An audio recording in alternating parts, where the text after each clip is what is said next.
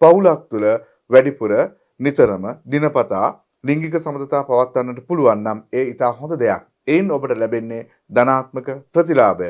ඒ නිවැරදිව පැවැත්වීම සහ එය හරි ආකාරයට පැවැත්වීමත් අත්‍යවශ්‍ය වෙනවා. මොනවද අපිට ලබා ගන්න පුළුවන් මේකෙන් තියෙන benefits? මොනවද අපිට ලැබෙන හොඳ දේවල්? ඔව්.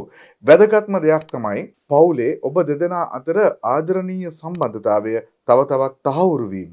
ඒ වැඩි වීම. දෙදෙනා අතර තියෙන බැඳීම ඊටාම ශක්තිමත් වීම.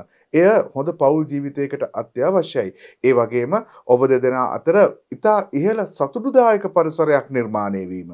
මේ සතුට ඔබගේ විවිධ අගහිඟකම්, වෙනත් පාරිසරික සාධක, පවුලේ වෙනත් අයගෙන් එල්ල වෙන සමහර චෝදනා, එහෙම නැත්නම් සමහර යම් යම් ආකාරයේ ගැටලු වලට ඔබ දෙදෙනාට එක්ව හොඳින් මුහුණ දීමට ඕන කරන දැඩි බැඳීම සහ මානසික සමගිය, මානසික සතුට, ඒකාග්‍රතාවය මේ ලිංගික සමතතාවය ලබා දෙනවා කියලා ඔබ මොහොතකටවත් හිතුවද?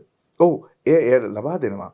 ඒ වගේම තමයි අපේ ප්‍රතිශක්තිකරණය ඉහළ නංවා ගැනීමටත් මේ ලිංගික සමතතා නිවැරදිව පැවැත්වීම ඉතාම හොඳ දෙයක් බවට පරිශනාත්මකවත් ඔප්පු වෙලා තියෙනවා. ඒ එක්කම අපිට තවත් විශාල ප්‍රතිඵල ලබා දෙනවා. මොන වගේද? විශේෂයෙන් දැන් කාන්තාවක් සම්බන්ධයෙන් සැලකුවොත් දරු ප්‍රසූතියේදී දරු ගැබක් දරනකොට ඇයගේ ගර්භය විශාල වෙනකොට බ්ලැඩර් එක එහෙම නැත්නම් මුත්‍රාශය යම් තෙරපීමකට ලක්වීම, ඒ වගේම පෙල්වික් ඒරියා එකේ මසල්ස් ගොඩක් දුර්වල වීම වැනි තත්ත්වයන් ඇති වෙන්න පුළුවන්. නමුත් ඔබ දන්නවද හොඳ ලිංගික සම්බන්ධතාවයක් දිනපතා නිතර පැවැත්වීමේදී එය හොඳ ව්‍යායාමයක් ලෙස ක්‍රියා කළා. මෙම පෙල්වික් රීජන් එකේ තියෙන මසල්ස් වලට, පේශීන් වලට හොඳ ව්‍යායාමයක් ලබා දීලා ශක්තිමත් කරනවා. එපමණක්ද නැහැ.